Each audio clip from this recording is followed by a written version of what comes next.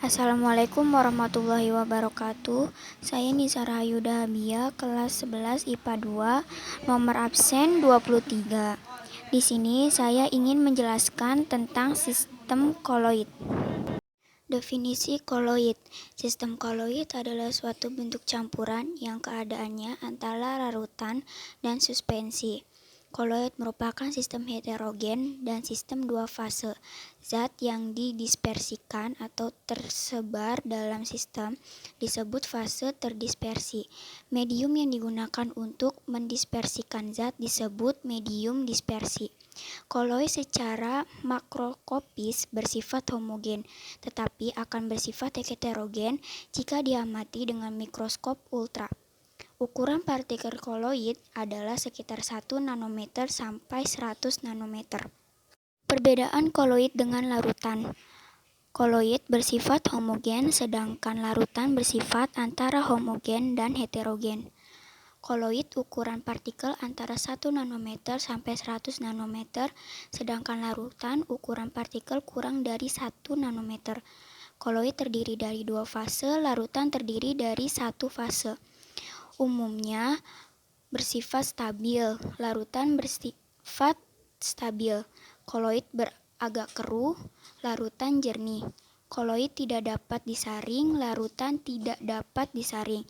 Koloid padatan lurus, sedangkan larutan molekuler.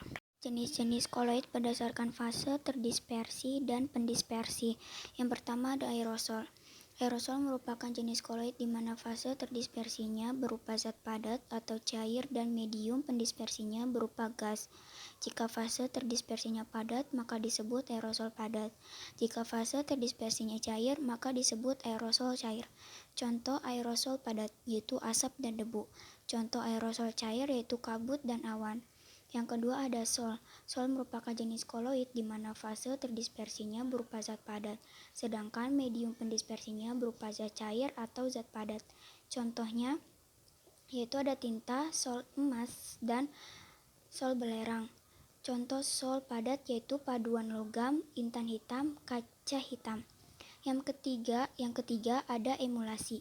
Emulasi merupakan jenis koloid di mana fase terdispersinya zat cair dan medium pendispersinya juga zat cair. Pada emulasi, kedua zat cair tidak saling melarutkan. Hal ini karena adanya peran zat pemuisi. Contohnya yaitu ada susu, mayones, santan. Contoh emulasi padat yaitu ada mentega, keju, jeli, dan mutiara. Yang keempat ada bui. Bui merupakan jenis koloid di mana fase terdispersinya berupa gas, sementara medium pendispersinya berupa zat cair. Jika medium pendispersinya berupa zat padat, maka disebut bui padat.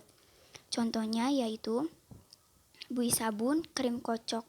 Contoh bui padat yaitu karet busa dan batu apung. Yang kelima ada gel. Gel merupakan jenis koloid yang terbentuk di campuran zat padat dan zat cair. Berdasarkan sifat elastisnya, gel dibagi menjadi dua, yaitu gel elastis dan non-elastis. Sifat-sifat koloid yang pertama ada efek Tyndall, yaitu merupakan gejala terhambatnya bekas sinar atau cahaya oleh partikel koloid. Oleh karena itu, efek ini bisa digunakan untuk membedakan antara koloid dan larutan. Contoh efek Tyndall yaitu sorot lampu mobil bila berkabut, sorot lampu proyektor film dalam bioskop diberi asap. Yang kedua, gerak Brown, yaitu gerak acak zigzag partikel koloid yang disebabkan oleh tumpukan tak seimbang antara partikel terdispersi dengan pendispersi. Contohnya yaitu partikel debu bergerak melewati celah jendela yang terkena sinar matahari. Yang ketiga ada adsorpsi, yaitu sifat partikel koloid yang dapat menyerap ion atau molekul netral pada permukaannya. Contohnya yaitu menjernihkan air menggunakan tawas.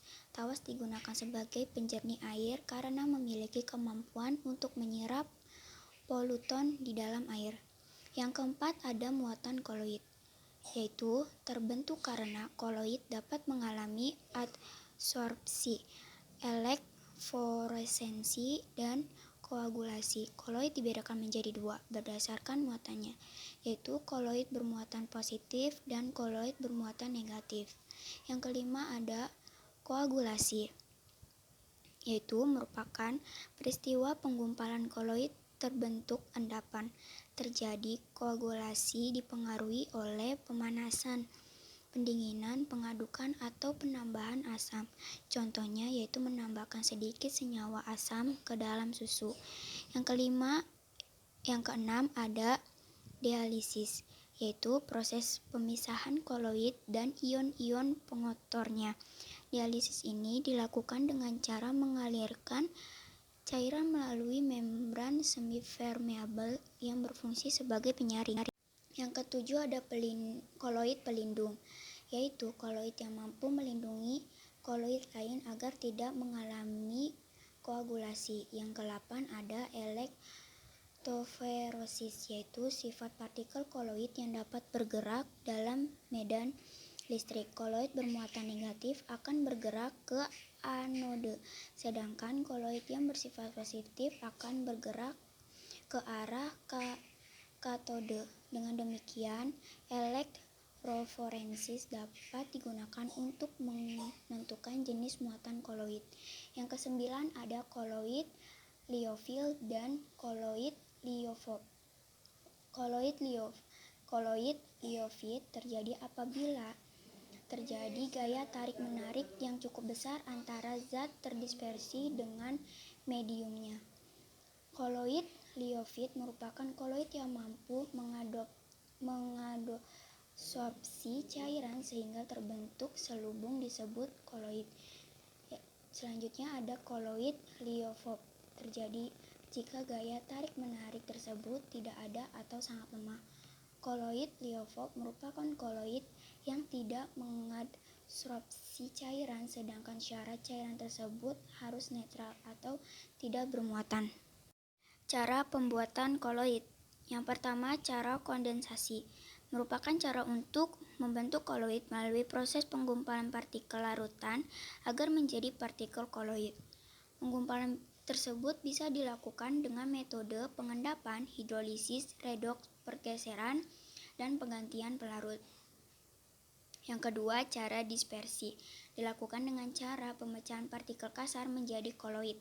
Cara dispersi ini bisa dilakukan dengan beberapa metode seperti cara mekanik, dilakukan dengan penggerusan butiran-butiran kasar dengan alat penggerus lalu diaduk dengan medium pendispersi. Cara peptisasi dilakukan dengan menambahkan ion sejenis sehingga partikel endapan akan mengalami pemecahan oleh zat kimia.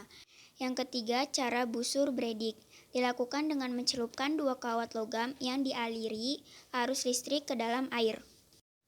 Manfaat koloid bagi kehidupan sehari-hari. Yang pertama, koloid biasa digunakan dalam industri kosmetik untuk membuat foundation, sampo, pembersih wajah, deodoran, dan pelembab badan.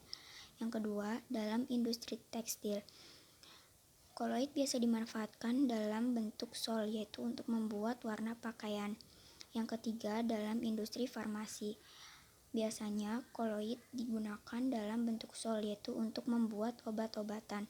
Yang keempat, dalam industri sabun, yaitu koloid biasa digunakan dalam bentuk emulsi, contohnya itu sabun dan deterjen. Yang kelima, dalam industri makanan. Biasanya koloid digunakan atau ditemukan dalam kecap, saus, susu, mayones, dan mentega. Yang keenam ada elektroforesis. Bisa digunakan untuk mengidentifikasi DNA. Sekian yang dapat saya sampaikan, kurang lebihnya mohon maaf. Wassalamualaikum warahmatullahi wabarakatuh. Terima kasih.